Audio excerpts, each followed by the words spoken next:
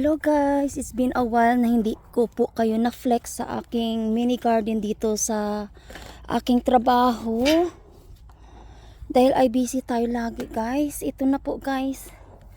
Yung ating tanim wala namang masyadong improvement sa ating mga cabbages and broccoli. Pero naka-harvest na po tayo ng ating mga potato. Yan na lang ang natira. Tapos, ito po yung ating butternut squash. At saka yung ano natin, yung tomato natin. Ayan na, may ano na po siya guys, oh. Tapos, may bunga na din po yung ating butternut squash. Ayan, nakikita nyo. Ayan. Tapos, yung ating patula. Patula ba yan? Ayan na siya. At yung ating cucumber nandoon sa labas guys. Ayan o. Nakita nyo yan? Ayan. Ayan siya o. Ayan. Ito. Yung cucumber doon sa labas. Tumubo. Tapos yung ating onions okay naman.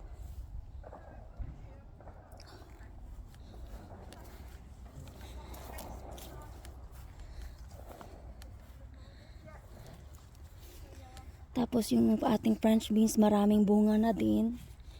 Ayan. Sunod-sunod na po yung ating pag-harvest ng ating French beans.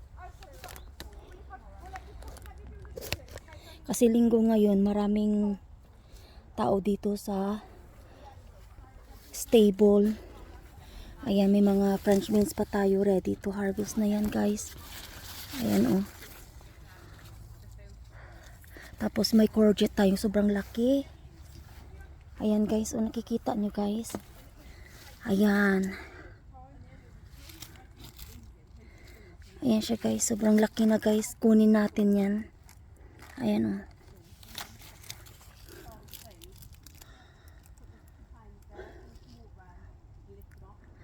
So, kunin natin yan guys. Tanggalin po natin. Ito po yung update natin sa ating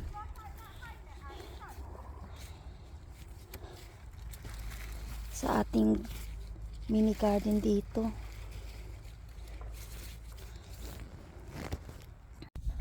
Ayan guys, linisan lang muna natin to kasi sa sobrang lalaki ng dahon.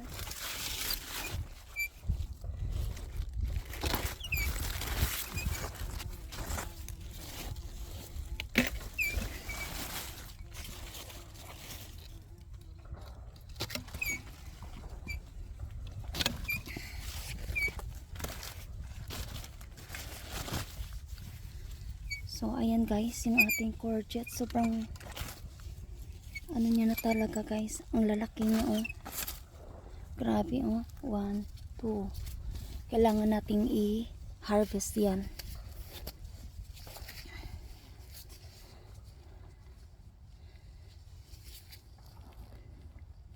I-harvest natin to guys kasi sobrang laki niya guys.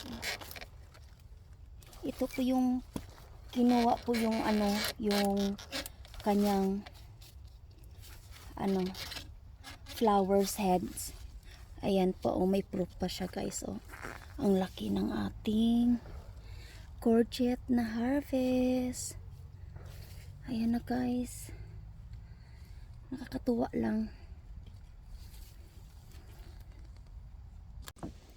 Ito na po yung ating nakuha sa ating mini garden, yung ating courgette, at saka ito na din po yung ating mga tomato na tanim dito yan banda sa kitchen area dito po sa back garden.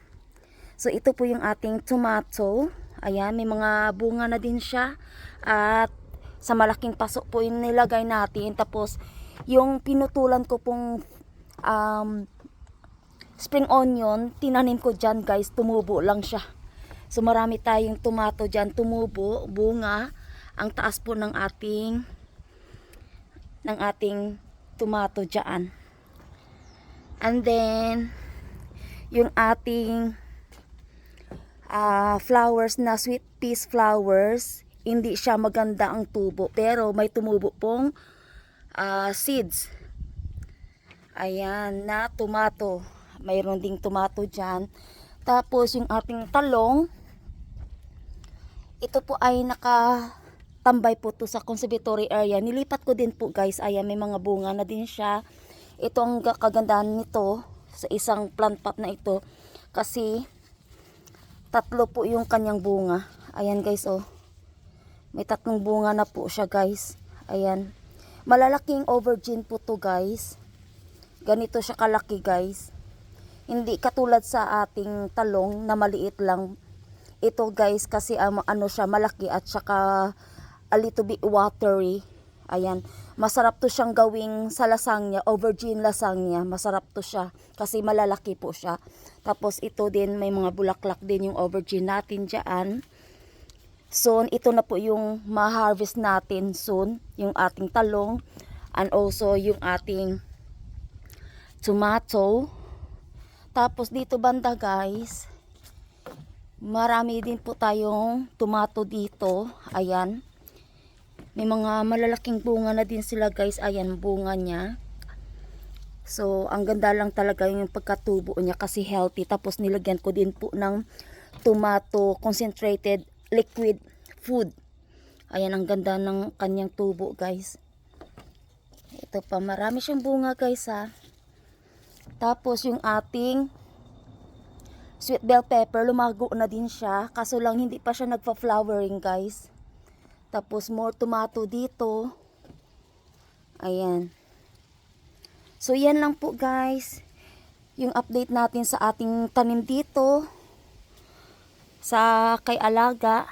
Kung nagustuhan niyo pong video ko guys, pa-like, pa-share, pa-comments na lang po. Pag may tinanim, may anihin, may kakainin, sipag lang ang puhunan. Ayan. Soon mag-harvest na tayo. Maraming salamat po sa inyong lahat. Mega shout out sa ating mga solid supporter dito, nanonood sa aking mga videos dito sa YT. Ayan. Minsan lang po ako naka-upload kasi busy sa trabaho. Ayan, ang ganda oh. Ganda ng ating pananim. Ayan lang guys. Maraming salamat again. Ingat po kayo lagi. God bless everyone. Bye for now.